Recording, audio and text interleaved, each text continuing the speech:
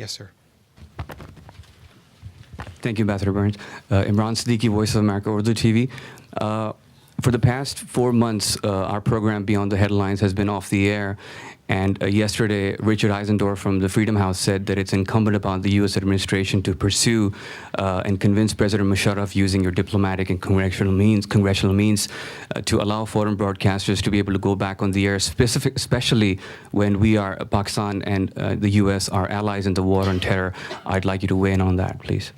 Well, thank you for your question. I'm a little bit limited in answering it because I'm just not aware of the specific issue and problem. Maybe if we could talk afterwards, you could talk with Gordon, and we can get a better sense of what your issue is, then we'll be in a position to respond to you. But in general, of course, I know that my colleague, Deputy Secretary John Negroponte, testified this morning in Congress on the issue of Pakistan. He had a lot to say on it, as you can imagine.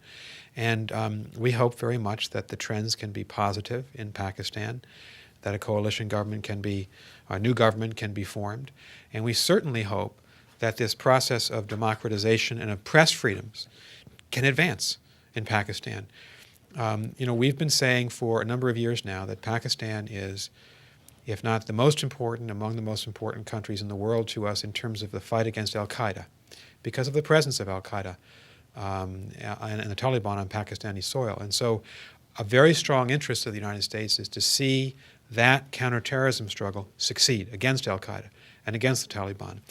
But we've also said strongly, and I know Secretary Rice has been very careful to stress this point over many, many months, going well back to last summer and last spring. We also want to see a more positive trajectory in the democratization of Pakistan and in press freedoms. And we did see an election which produced a surprising result, and an election that clearly spoke to the views of the people there. So along with democratization, of course, hand in hand, is the issue of freedom of press. And we're very strongly in support of that. And I don't mean to dodge your question at all.